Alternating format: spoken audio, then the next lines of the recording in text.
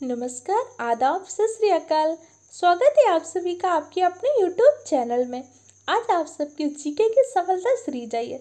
इस सफलता सीरीज में एक टॉपिक को हम लेंगे, उस टॉपिक को करंट से, स्टैटिक जीके से, अपडेटेड पॉइंट से या किस तरह से क्वेश्चन बन सकते हैं, सारे पॉइंट को डिस्कस करेंगे, वो भी एग्जाम पॉइंट ऑफ व्यू से कि एग्जाम का पैटर्न क्या है, कैसे क्वेश्चन पूछे जाते हैं।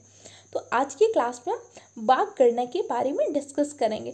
बाघ गणना क्या हुई, कितने वर्ष में होती है, इसके अलावा प्रोजेक्ट टाइगर क्या होता है, अभी हाल ही में प्रोजेक्ट टाइगर के कितने वर्ष कंप्लीट हुए हैं, जो आईबीसीए का गठन हुआ है, आईबीसीए में कितने देश शामिल होते हैं, इसका विजन क्या है, इसकी थीम क्या है, इसके अलावा इंडिया में कितने टाइगर रिजर्व है, कौन सा टाइगर रिजर्व कहाँ है, इन सारे पॉइंट पर डिस्कस करेंगे। तो आज की क्लास आप सबके लिए वीडियो और एग्जाम के लिए, आरओ के लिए, एसएससी के लिए, केवीएस के लिए, DSSB के लिए, एस्टेट, जिस भी एग्जाम में अगर जीके और करंट से क्वेश्चन आते हैं तो बहुत ही हेल्पफुल है। ओके, अपनी क्लास को स्टार्ट करते हैं एक मोटिवेशनल कोट के साथ।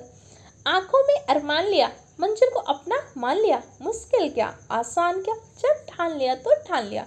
चलिए बाघ गणना से जुड़े कुछ इंपॉर्टेंट पॉइंट को डिस्कस करते हैं। भारत का राष्ट्रीय पशु कौन सा है? तो आपका जो बंगाल टाइगर है भारत का राष्ट्रीय पशु है। ये 2022 की बाघ गणना है। कौन से सीक्वेंस की? तो 5वें चैप्टर की बाघ गणना है। बाघ गणना 4 वर्ष में एक बार की जाती है। तो इससे पहले बाघ गणना कब हुई थी? 2018 में बाघ गणना हुई थी। 2018 की बाघ गणना तथा 2000 बाघ गणना की 22 की तुलना में कितने परसेंट की वृद्धि हुई? तो आपके 6.7% की वृद्धि हुई। ओके, बाघों के प्राकृतिक आवास कौन कौन से क्षेत्र हैं? तो आपका जो उष्णकटिबंधीय वर्षा वन है, सदाबहार वन है, समशीतोष्ण वन है, मैंग्रोव वन और सवान है, ये आपके बाघ के प्राकृतिक अधिवास है। लेकिन अभी वर्तमान में क्या है, आपके बाघ जो है खतरे में है। क्यों?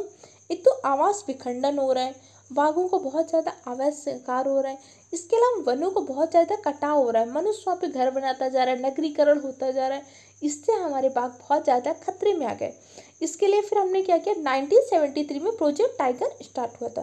प्रोजेक्ट टाइगर 1973 में स्टार्ट हुआ तो उस टाइम पे पीएम कौन थी? इंदिरा गांधी जी पीएम थी। क्लियर हो क्या? अभी हाल ही में प्रोजेक्ट टाइगर के 50 वर्ष कंप्लीट होने पर हमने क्या किया, आईबीसी को स्टार्ट किया। आईबीसी का फुल फॉर्म क्या होता है?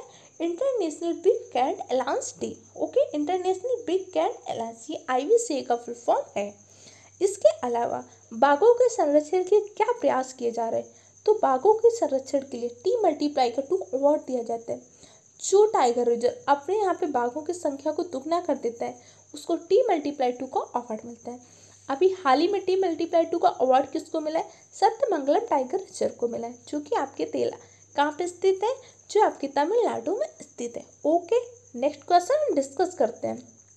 इससे पहला क्वेश्चन है, 2023 में बाघों की संख्या बढ़कर कितनी हुई है?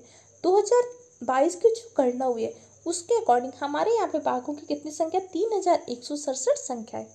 कुछ इंपॉर्टेंट पॉइंट नोट कर लीजिए। बाघ गणना प्रत्येक कितने वर्ष पश्चात की जाती है? 4 वर्ष।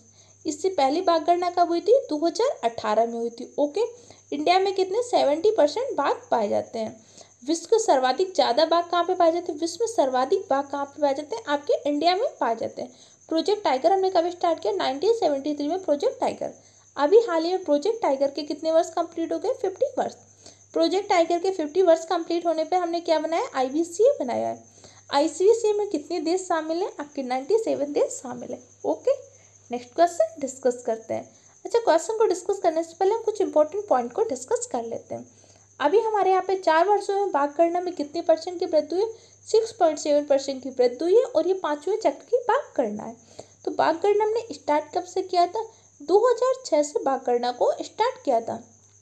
इस बार की बाघ गणना में 20 राज्यों के वन आवासों में हमने बाघों की गणना की है। ओके, इसके अलावा प्रोजेक्ट टाइगर के कितने वर्ष कंप्लीट हुए? प्रोजेक्ट टाइगर के हमने 50 वर्ष कंप्लीट किया है, जिससे हमने क्या बनाया है? International big cat alliance.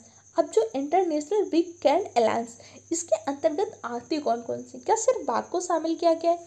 आपको अभी हो सकता है कि लग रहा हो कि बहुत सरल क्वेश्चन है, लेकिन जैसे क्वेश्चन एग्जाम में पूछता है ना, अब जैसे आपसे पूछ सकता है आईबीसीए का गठन क्यों किया गया, आईबीसीए के अंतर्गत कितने देश शामिल हैं, या आईबीसीए के अंदर इसमें से किसका संरक्षण नहीं किया जाएगा। सोचिएगा, एग्जाम हॉल में क्वेश्चन आपको बहुत टफ लगने लगते हैं। एग्जाम के बाहर तो पता है कठिन चीज़ें भी थोड़ी सरल लगती हो और एग्जाम हॉल में जाकर सरल चीज़ें भी टफ लगने लगती है, तो उसका सलूशन एक ही सलूशन है कि आप प्रैक्टिस करिए, प्रैक्टिस करिए। Practice makes a person perfect, never say practice mean a man perfect. You should be always different type of बायस नहीं होना चाहिए, क्योंकि हम क्या है, जैसे कोई भी चीज़ हो ना, मेक अ मैन परफेक्ट नहीं बोलना, पर्सन परफेक्ट बोलना है। अपनी लैंग्वेज को ऐसा रखना है कि हम जेंडर बायस ना हो। ओके, चलिए अब देख लीजिए। IVC के अंतर्गत आपके बाघ, शेर, हिम तेंदुआ, चीता, जगुआर और प्यूमा का संरक्षण किया गया है। IVC के अंतर्गत 97 देश शामिल किए गए हैं। इंपॉर्टेंट पॉइंट है, समझ लीजिएगा। नेक्स्ट क्वेश्चन डिस्कस करते हैं। वर्तमान में विश्व में बाघों की आबादी का कितना % इंडिया में? विश्व की बाघों की 70% आबादी इंडिया में है। और सबसे ज़्यादा बाघ कहाँ पे पाए जाते हैं? सर्वाधिक बाघ आपके इंडिया में ही पाए जाते हैं। और जब हमने 1973 में प्रोजेक्ट टाइगर स्टार्ट किया था, PM थी आपकी इंदिरा गांधी जी। तो आपको अब क्या होना चाहिए? इंदिरा गांधी जी के बारे में पता होना चाहिए, आपातकाल के बारे में पूरा पता होना चाहिए। जब प्रधानमंत्री इंदिरा गांधी जी थी, उस टाइम पे कितने संविधान संशोधन हुए उनके बारे में पता होना चाहिए। इसके अलावा भी जब ये सांसद जनप्रतिनिधि कानून आया था ना, सांसद नियोक्ता का, इसके बारे में पूरी इंफॉर्मेशन होनी चाहिए। नगर पालिका और स्थानीय स्वशासन से जुड़े सारे इंपॉर्टेंट आर्टिकल, इनके जनक कौन है, कौन सा संविधान संशोधन हुआ था, मतदाता की आयु किस संविधान संशोधन से घटाई गई थी, ये सारी चीज़ें पता होनी चाहिए। अगर आप इस तरीके से तैयारी करते तभी आप चीज़ों को सेलेक्ट कर पाएंगे और अच्छे नंबर स्कोर कर पाएंगे। अब आपको लगता है कि जैसे लोग PCS सेलेक्ट होते हैं, IAS सेलेक्ट होते हैं, इस तरीके से नहीं पढ़ते कि सिर्फ बेसिक पढ़ते रहे। सबसे अच्छा तरीका होता है करंट से चीज़ें उठाइए, उससे जुड़े सारे रूट पर चले जाइए कि भाई इससे ज़्यादा क्वेश्चन पूछ क्या सकता है। और हम क्या करते हैं, हमने तो हिस्ट्री पढ़ना स्टार्ट कर दिया, 10 बार क्या कर लिया, 10 बार हमने सैंधव सभ्यता पढ़ लिया, 20 बार वैदिक काल पढ़ लिया, फिर भी क्वेश्चन नहीं सॉल्व कर पाते। अब क्वेश्चन का जो एग्जामिनर होता है ऐसा नहीं चाहता बंदा कि उसे बुकिंग नॉलेज हो, वो ऐसा हो कि अपने आप को अपडेट रह पाता है कि नहीं, अपने आप को मॉडर्न समझता है, चीज़ों से टैकल कर पाता है कि नहीं, इस तरीके से क्वेश्चन पूछे जाते हैं। ओके, चलिए इससे जुड़े कुछ इंपॉर्टेंट पॉइंट को डिस्कस कर लेते हैं।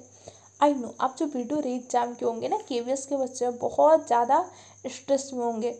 2018 का री एग्जाम है, तो सोचिए आपका तो क्या ही हाल होगा। जब लोग पार्टी कर रहे थे ना, तब आप सब NCERT चला रहे थे, पढ़ाई कर रहे थे। और इसके अलावा जो KVS इंटरव्यू के बच्चे, आपसे भी ये सारी क्वेश्चन इंटरव्यू में पूछे जा सकते हैं।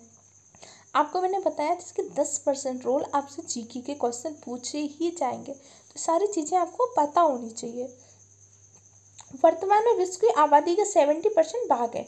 2006 से लेकर 2018 तक सिर्फ 6% की वृद्धि हुई थी, लेकिन इस बार कितनी हुई, 6.7% की वृद्धि हुई है। इंडिया में कितने बाघ हैं इस टाइम पे? 3167 बाघ इंडिया में, ध्यान रखिएगा। ओके, नेक्स्ट क्वेश्चन पे डिस्कस करते हैं। आपसे कोई भी क्वेश्चन नहीं आ रहा हो, कोई भी दूसरी प्रॉब्लम कमेंट सेक्शन द्वारा पूछ सकते हैं। 29 जुलाई को हम क्या मनाते हैं? 29 जुलाई को हम टाइगर्स डे के रूप में मनाते हैं। इसका हमने कब घोषणा की थी कि भाई हम अंतर्राष्ट्रीय बाघ दिवस मनाएंगे?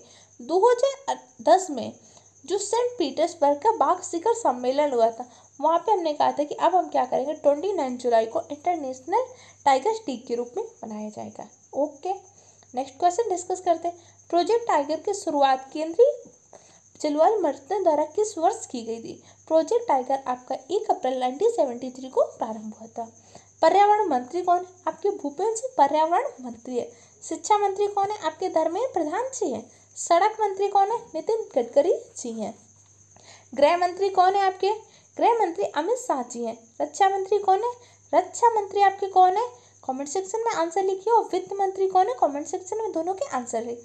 इसके अलावा आपके कानून मंत्री कौन है? तीनों क्वेश्चन के आंसर आप कमेंट सेक्शन में लिखें। इसके जो है कुछ इंपॉर्टेंट पॉइंट डिस्कस कर लेते हैं। इंडिया में कितने, अगर इस टाइम पे पूछेगा तो 54 टाइगर रिजर्व है, लेकिन अभी कुछ टाइम पहले क्या हुआ था, अपडेट नहीं किया गया था ऑफिशियल वेबसाइट में। अगर मान लो आपके एग्जाम में 53 देता है तो आप 53 को भी टिक कर सकते हैं, लेकिन 53 और 54 दोनों देगा तो आपका 54 सही रहेगा। आपका 54 टाइगर रिजर्व कौन सा है? आपके यूपी में, यूपी का Ranipur tiger reserve 54 tiger reserve है। आपका 53वां टाइगर रिजर्व कौन सा है? गुरु घासीदास टाइगर रिजर्व, जो कि छत्तीसगढ़ में स्थित है। 52वां टाइगर रिजर्व कौन सा है? रामगढ़ विस्तारी टाइगर रिजर्व जो कि बूंदी राजस्थान में स्थित है। पहला टाइगर रिजर्व कौन सा है? पहला टाइगर रिजर्व आपका जिम कॉर्बेट नेशनल पार्क है जो उत्तराखंड में स्थित है। अभी हाल ही में इसका नाम बदलकर क्या कर दिया गया? रामगंगा नेशनल पार्क कर दिया गया। अच्छा, विश्व का सबसे पहला नेशनल पार्क कौन सा है? इसका आंसर कमेंट सेक्शन में दीजिएगा। नेक्स्ट क्वेश्चन डिस्कस कर लेते हैं। नेक्स्ट क्वेश्चन आपका कह रहा है कि भारत का पहला टाइगर रिजर्व कौन सा है? तो आपका Jim Corbett national park Bharat का पहला टाइगर रिजर्व है जो कि आपके उत्तराखंड में स्थित है। तो आज की क्लास में हमने इतने पॉइंट को डिस्कस किया। अभी इसका एक और पार्ट आएगा जहाँ पे हम इससे जुड़े सारे इंपॉर्टेंट पॉइंट को डिस्कस करेंगे। वीडियो कैसा रहा इसका फीडबैक कमेंट सेक्शन द्वारा दीजिएगा। ओके, सबसे इम्पोर्टेंट चीज़ सारे पॉइंट को याद करिए, समझिए और अच्छे से तैयारी करिए। अपने माँ बाप का और अपना सपना पूरा करिए। जल्दी मिलते हैं नेक्स्ट क्लास में।